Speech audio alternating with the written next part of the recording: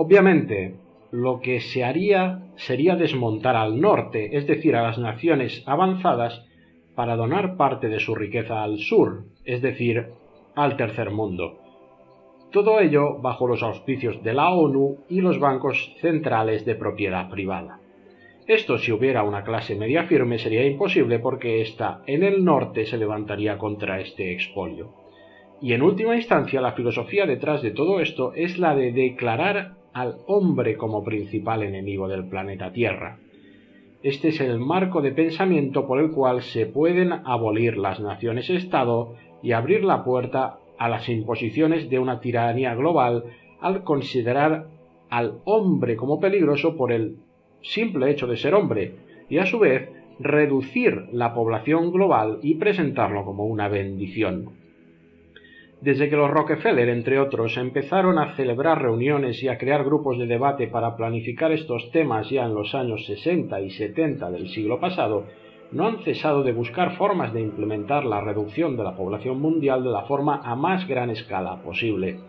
De hecho, ellos tienen un monumento en Georgia, las Georgia Guidestones, donde tienen cincelados unos mandamientos, entre los cuales hallamos el de mantener la población mundial por debajo de 500 millones de personas, el mandamiento de unificar el mundo y el de no ser un cáncer para el planeta Tierra.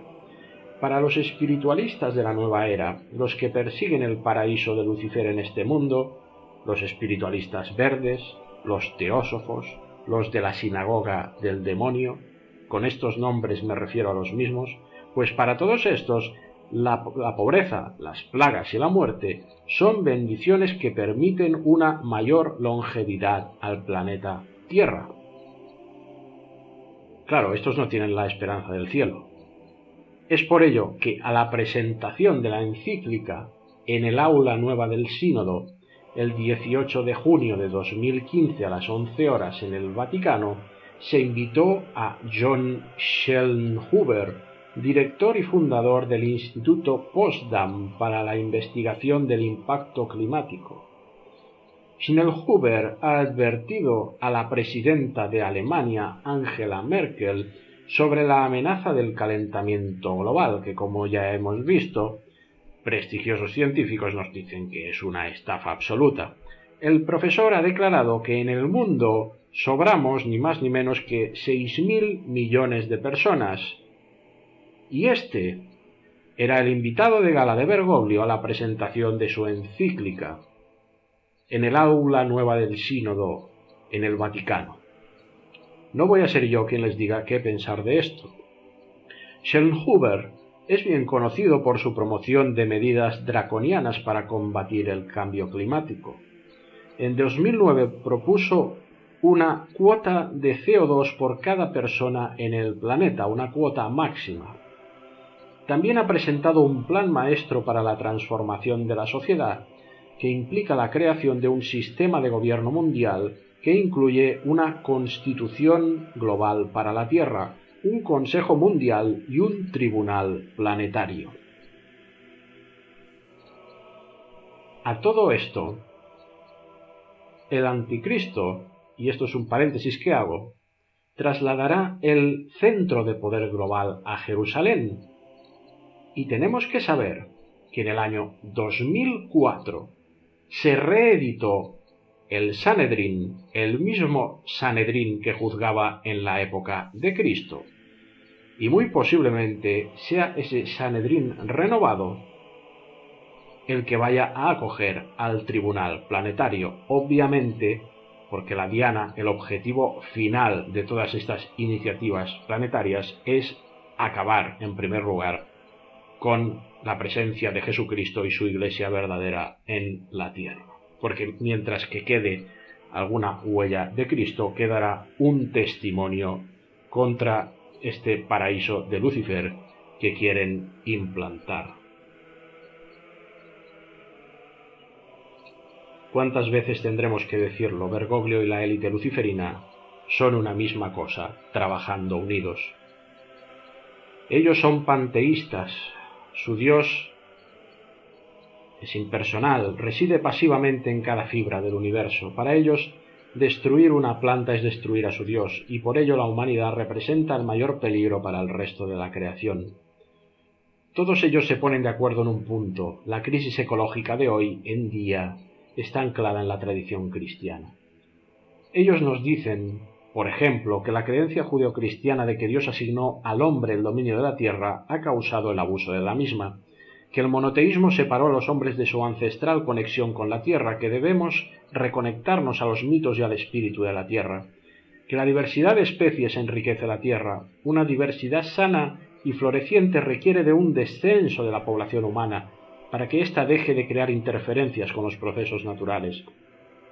En este sentido, los cristianos verdaderos no son deseables, ya que entre sus intereses o prioridades no está esta tierra pasajera y temporal. Además, al resistir el retorno de las religiones centradas en el culto a la tierra, los cristianos bloquean el movimiento global hacia la religión mundial necesaria para unificar a la gente y salvar el planeta. Todas estas falacias son argumentos recurrentes de la nueva era. Y la estafa del calentamiento global es el principal argumento de Satanás para redirigir el foco principal de la Iglesia desde la verdadera evangelización, ya prácticamente inexistente a día de hoy, con el olvido del infierno y el olvido de la necesidad de salvación de las almas como tema principalísimo de la redención de Cristo, pues para redirigir esto hacia la ecología y el culto al planeta, que es ni más ni menos que la marca de la venida por fin del anticristo a su antiparaíso, a su antirreino de Dios, a su paraíso en la tierra. El olvido de la santidad para aspirar al cielo, el énfasis en los bienes temporales de este planeta, que es la antesala del infierno. Es decir, el objetivo final es la condenación del mayor número de almas posibles por la extinción de la verdadera Iglesia de Jesucristo, la católica, y su doctrina, de la cual Bergoglio es enemigo mortal. No olvidemos que el infierno se encuentra en el centro de este mismo planeta que nos quieren hacer venerar, por lo que de alguna manera estamos ya viviendo en un lugar maldito, dijo el propio Jesús en el Evangelio según San Mateo, capítulo 12, versículo 40. Porque así como Jonás estuvo 3 días y 3 noches en el vientre del pez, así estará el Hijo del Hombre en el seno de la tierra 3 días y 3 noches. Y ahí Jesucristo se refería a su descenso a los infiernos, los cuales él define como el seno de la tierra, el interior de la tierra. Su descenso a los infiernos lo confesamos cada domingo en el credo apostólico, por lo que este hecho es de fe y es indudable. No hemos entrado a comentar punto por punto el Evangelio de la creación que propone Bergoglio en el segundo capítulo de su encíclica, pero con lo que hemos explicado ya tienen la base suficiente para ver lo que está haciendo. En el fondo lo que está haciendo es tomando citas descontextualizadas o fuera del verdadero sentido de interpretación tradicional de la Iglesia Católica para introducir este antievangelio de la teosofía y de la nueva era.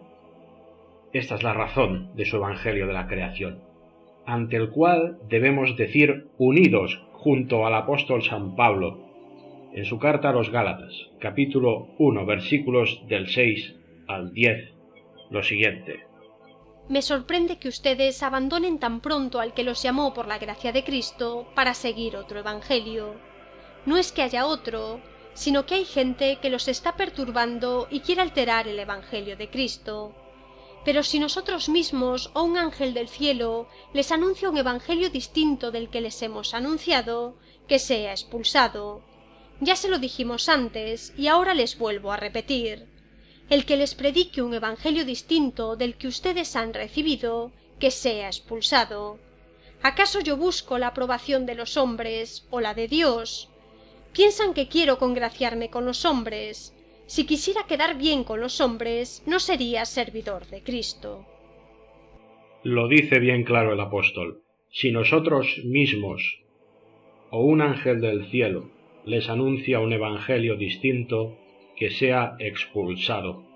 que sea anatema, en otros pasajes se traduce, pues estamos asistiendo a la transformación de la Iglesia de Cristo en la Iglesia de Gaia, de la Pachamama, del infierno, por lo que hemos justificado hace unos momentos, para no andarnos con rodeos. Al aceptarse este documento masónico teosófico de la nueva era como magisterio, es algo que hace patente Bergoglio al blasfemar, de forma imperceptible para muchos, pero que igualmente lo hace, de forma clarísima, para los que conocemos sus ardides, en el punto 9 de la encíclica, cuando afirma: los cristianos, además, estamos llamados a aceptar el mundo como sacramento de comunión, como modo de compartir con Dios y con el prójimo en una escala global. Aceptar el mundo como sacramento, dice. Usted, Bergoglio, es el demonio mismo. Ustedes, sacerdotes, han entendido la implicación de esta frase, y además hacerlo en una escala global, en el espíritu de la Torre de Babel, por si no hubiera suficiente con la primera aseveración de Bergoglio. La nueva religión global del mundo en ciernes, el reino del anticristo. Estar en un sacramento de comunión con el mundo es estar en un pretendido sacramento de enemistad con Dios. Se hace sagrada esta enemistad, esta rebelión, y se reniega de los verdaderos sacramentos en una sola frase. Y todo esto se hace en el espíritu de la Torre de Babel, el globalismo, el espíritu de Caín. Es una frase totalmente demoníaca de la que van a decir que la malinterpretamos. Nosotros les decimos que despertarán tarde y que están en peligro de condenarse y de ser causa de condenación de muchas personas por justificar los mortales errores de Bergoglio, que van a servir de abono al mismo gobierno global que quiera acabar con la presencia de Jesucristo en este mundo para convertirlo en un infierno en su totalidad.